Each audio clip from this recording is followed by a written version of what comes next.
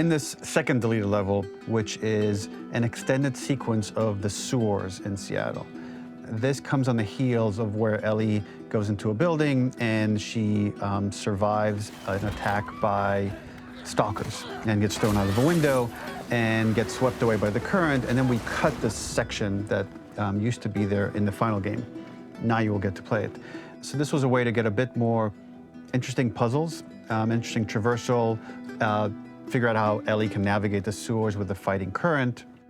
Ultimately, with a lot of these levels and these sequences, the reason why we cut them more for pacing purposes. But here it is for you in this very kind of raw form that part of it will feel finished, parts of it will feel like assets are missing as far as audio, animation won't be final. But it's a glimpse into what a game looks like when it's months away from finishing. Enjoy.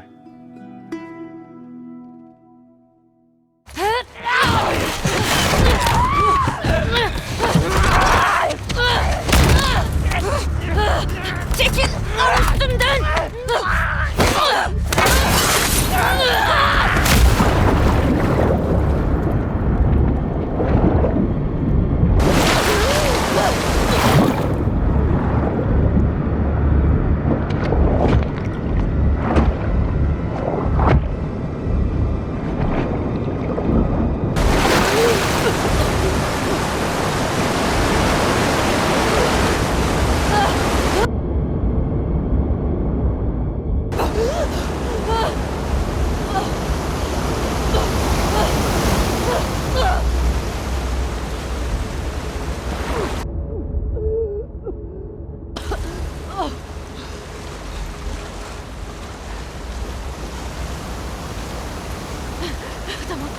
Tamam.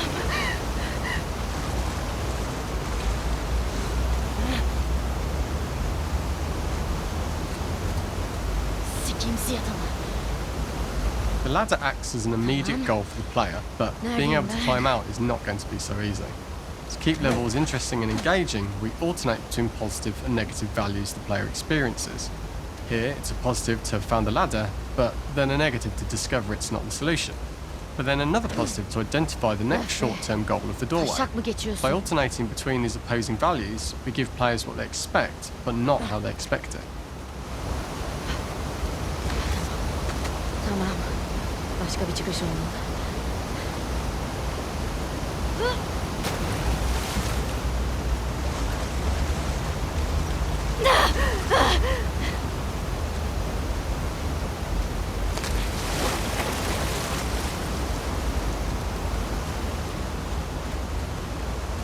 This level, internally known as Find Nora, was quite long in duration as we had to make Ellie traverse a far distance to the opposite side of downtown Seattle. The sewer section was originally longer than what we released the game with, approximately 10 minutes more. This was one of the few areas of the game that used water flow as part of a traversal puzzle. The player has to go upstream to use the current to get to the platform to reach the other side. We mostly cut this mechanic game-wide, however it remained in essence in the section swimming to the aquarium as Ellie when you were avoiding the waves.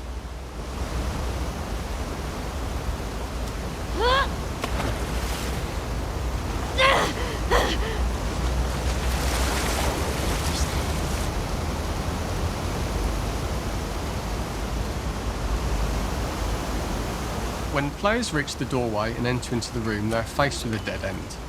The real reason for this dead-end room is that on the reversal when exiting back out of the doorway, players are faced with the route onwards. A pipe that they'd not been able to see when they were swept past it on the way in, and something that was hidden from view when on the side platforms.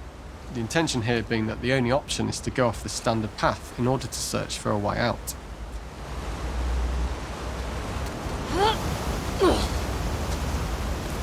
Beni bu lanet yerden çıkar. Throughout the rest of the level, we also use light to indicate to the player that they were heading in the right direction. At each turn, however, we block the direct route forward. Players would know that they just have to keep finding alternative paths, promoting those feelings of being desperate and trapped. We slowly introduce the player to consider climbing into smaller pipes and crouching in these tight spaces. This is to slowly build up to and encourage the player to climb into such a small pipe that they'll have to be crawling on their stomach, which is something that the player previously may not have recognised as a playable space, let alone the desired route they need to take. We added a tiny space just to reward the player's exploration with a pickup item, and we made sure it was something that made sense that you'd find in this area. A canister and all the garbage that had been washed into the sewers from the surface. We loved the idea of making Ellie prone through a tiny dirty pipe in order to get out, as it was a great opportunity to use our prone mechanic. The unique camera setup was created to support crawling in these pipes, as the standard prone camera is much higher above the player. We also created custom collision in order for Ellie to manoeuvre in these tight spaces easily. Initially, the oblong collision capsule around her character caused issues crawling around corners. We put extra effort into the custom corner collision so the movement experience is as smooth as the main game. In order for the player to feel cramped, claustrophobic and desperate, we'd been enforcing the traversal mechanics that allow for a tight environment which promote these feelings. We introduced the use of the squeeze through so that we can keep the player feeling enclosed and tight, but without repeating the same geometry. Here we change from low ceilings with wider walls to high ceilings and tight walls to change up the spatial pacing and keep the level from repeating itself.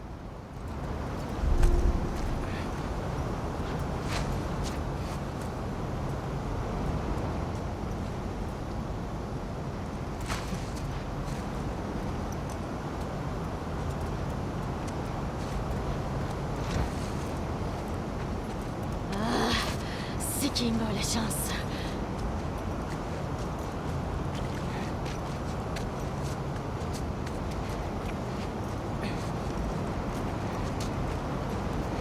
Burası ölmek için çok berbat bir yer.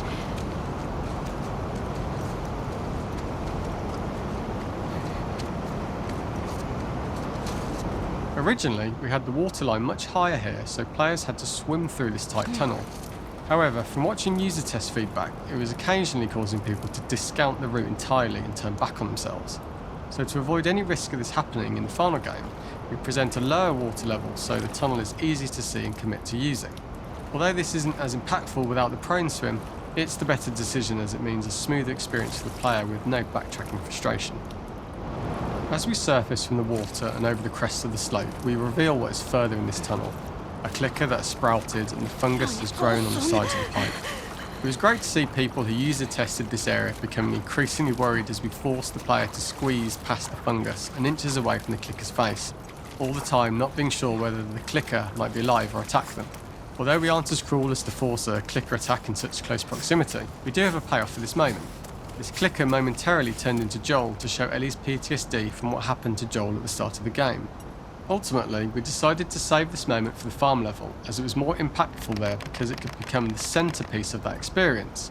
Whereas in the sewers, we weren't able to make it as much of a narrative point and give it the breathing room and reaction time that it deserves, given the tight space.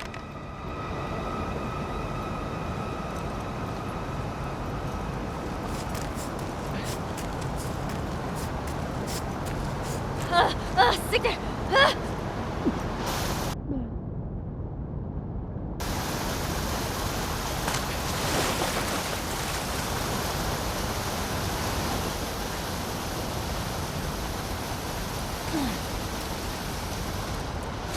For the final section, we eventually opened you out into a wider area as you traverse through such tight spaces leading up to this, so changing the environmental pacing makes it begin to feel like we're coming to the end of Ellie's ordeal. An earlier iteration used the current that we'd shown at the start for a slightly tougher traversal puzzle to conclude the sewers. The ladder was clearly visible from most of the area, but the player was faced with a fast-flowing torrent of water they couldn't cross. If the player attempted to jump into the water, they were not able to swim across the ladder due to the water's speed. But instead, they had to traverse the pipe running along the top of the space in order to get across the water.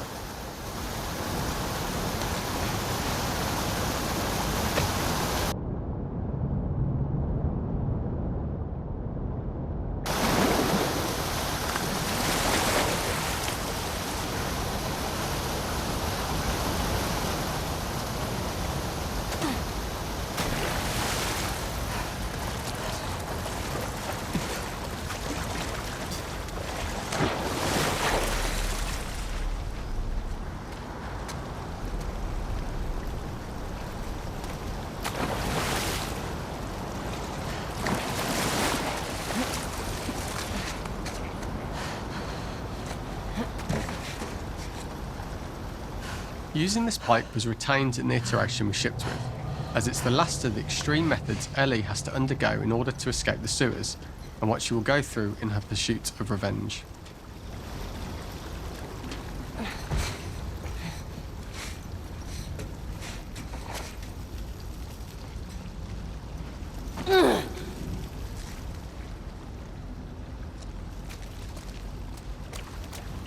The last ladder climb is quite lengthy, and although we could have trimmed it down to a shorter climb, we liked how this last segment of the journey built anticipation for whether there was success at the top or not after all you've been through. Ultimately, the ladder exits out into the subway station, which is how it connects in the final game. Ellie then has to find her way to the hospital from here, crossing paths with the scars for the first time.